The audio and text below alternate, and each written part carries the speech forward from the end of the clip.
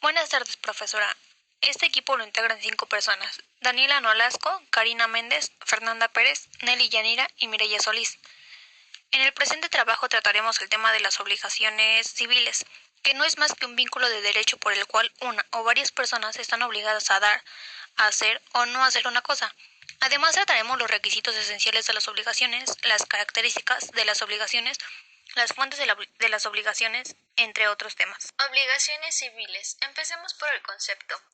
La palabra obligación proviene del latín obligare, que significa alrededor, y ligare, que expresa la acción de atar. Así, se debe entender como una ligadura física o sujeción moral que genera distinciones entre las obligaciones jurídicas y las obligaciones morales, existiendo de tal acción en las primeras la obligatoriedad y la exigibilidad, mientras en las segundas se suma a lo anterior una consecuencia. Elementos de la obligación. Son 3 tipos, que es el sujeto, objeto y relación jurídica. La obligación es el resultado entre la unión de dos sujetos, activo y pasivo, la cual es generadora de consecuencias de derecho. Además requiere y exige la existencia de una estructura conformada por los 3 elementos principales sin los cuales no existiría la figura de la obligación. Sujeto es la persona física que participa en la obligación dentro de la relación de las obligaciones. Intervienen 2 sujetos, uno podrá ser denominado el titular del derecho y el otro será el que contraerá la obligación. El segundo elemento de la obligación es el objeto. Este es concebido en la estructura de la obligación como el elemento objetivo. De este consiste lo que el acreedor puede exigir del deudor.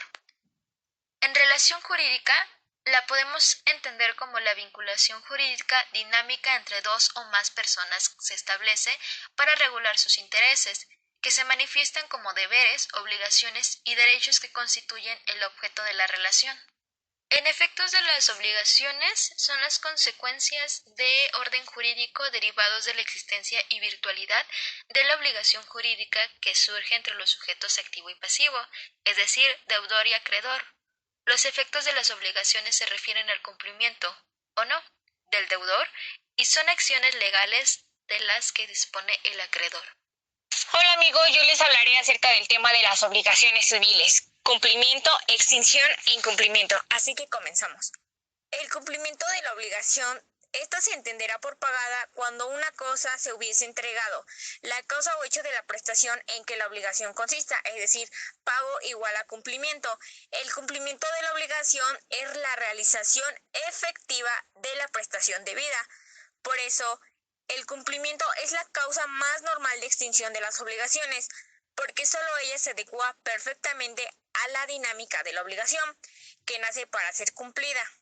¿Cuándo se trata de incumplimiento de las obligaciones? Bueno, esto se refiere a la circunstancia de que el deudor no ha satisfecho al acreedor en la pretensión obligatoria, es decir, no ha pagado. La relación jurídica que existe por la obligación está dirigida a la satisfacción del sujeto. El incumplimiento de las obligaciones puede ser voluntario o involuntario, es decir, que el deudor con conocimientos de ello no realiza la prestación debida o bien no se ha llevado por causas ajenas a la persona. ¿Cómo se extinguen las obligaciones? Bueno, con la extinción de las obligaciones lo que se busca es romper el vínculo jurídico que existe. ¿Qué formas de extinción de las obligaciones existen y en qué consisten? Bueno, la solución o pago efectivo es simplemente hacer efectivo el pago de lo que se debe llevar a cabo en la obligación de dar. También existe la novación, que es cuando se sustituye la obligación inicial por otra. Remisión o condición, que consiste en el perdón que hace el acreedor de la deuda. La confusión, que es cuando una persona reúne las calidades de acreedor y deudor, pues una persona no puede obligarse por sí mismo. La declaración de nulidad o por rescisión.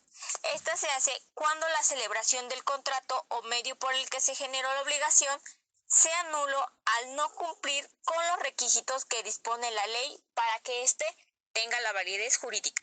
En conclusión, podemos decir que el motivo de este video es dar a conocer de manera completa y profunda todo lo relativo a la teoría de las obligaciones civiles, ya que ellas constituyen la base de toda una gama de actuaciones jurídicas que se representan en la práctica y en el quehacer jurídico de nosotros como futuros abogados. Gracias por su atención.